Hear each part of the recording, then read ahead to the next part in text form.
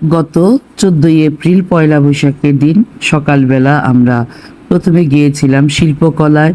সেখানে পান্তা ইলিশের ব্যবস্থা ছিল, ভর্তা, ভাত, কাজি ভাত, বোয়া, ইলিশ মাছ, বিভিন্ন রকম খাবারের আয়োজন ছিল। তো আমি, হামিদা আপা, কুকু আপা, নাসিম আপা সহ আমরা আহত গ্রুপ আমরা সেখানে কাজির ভাত এবং পান্তা ভাত খাচ্ছিলাম। আমাদের সাথে আমাদের এবিজিএম এর ক্ষমা দিদি উনিও ছিলেন।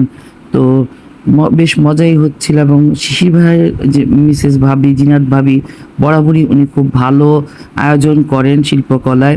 তো সেখানে আমরা তার হাতের এই মজার খাবার খেয়েছিলাম এবং বেশ খানিকটা সময় ওখানে ছিলাম।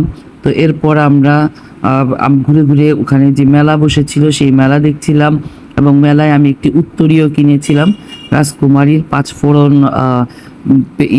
স্টল থেকে। পাঁচফোড়ন স্টল থেকে আমি যখন একটি উত্তরীয় কিনি, রাজকুমারী আমাকে উত্তরীয়টি পরিয়ে দেয় এবং উত্তরীয়টি বেশ সুন্দর ছিল। আমি এর আগে অনেকবার রাজকুমারীকে বলেছিলাম যে আমাকে একটি উত্তরীয় তৈরি করে দেওয়ার জন্য। তো রাজকুমারী সেদিন দুটি উত্তরীয় এনেছিল এবং একটি উত্তরীয় আমি নিয়েছিলাম। এরপর আমরা বিভিন্ন স্টল ঘুরে ঘুরে ছবি তুলছিলাম। খাবারের স্টল ছিল,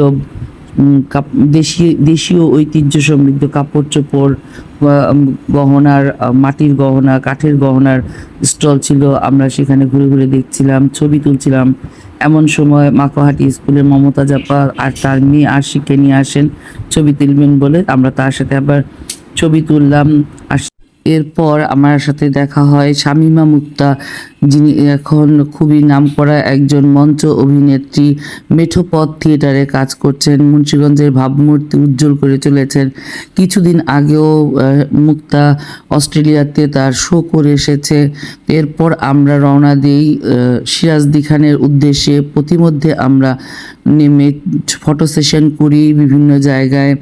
তো সুন্দর প্রাকৃতিক পরিবেশে আমরা অটোতে করে চলে যাই সিরাজদি খানের উদ্দেশ্যে।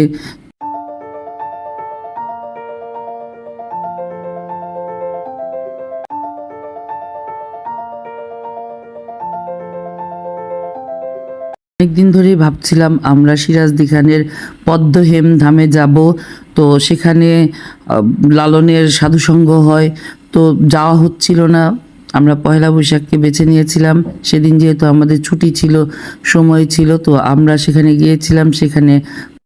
সেখানে কবির ভাই, প্রথম আলোর ফটো সাংবাদিক এবং ভাবি, তার ছেলে, সবাই মিলে আমাদের সাথে খুবই আন্তরিকতার সাথে আমাদেরকে ঘুরে ঘুরে দেখান। এবং কবির ভাই আমাদের গান পরিবেশন করেন, তার ছেলেও খুব চমৎকার গান গায়।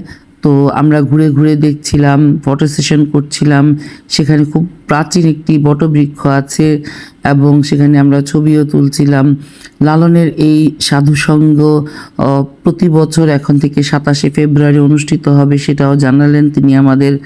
এবং আমরা এর আগে চেষ্টা করেছিলাম লালনের সাধুসঙ্গে আখড়ায় যাওয়ার জন্য, কিন্তু হচ্ছিল না। তো এবার আমরা ঘুরে আসলাম এবং পদ্মহেম ধাম আসলে এত সুন্দর মনোরম একটা পরিবেশে তৈরি করেছেন কবির ভাই, যিনি এর রক্ষণাবেক্ষণের দায়িত্বে আছেন, যাদের নিজেদের জায়গায় এই তার কুষ্টিয়ার যে লালনের আখড়া আছে সেটা দেখে তার এই অনুপ্রেরণা এখানে তৈরি করার।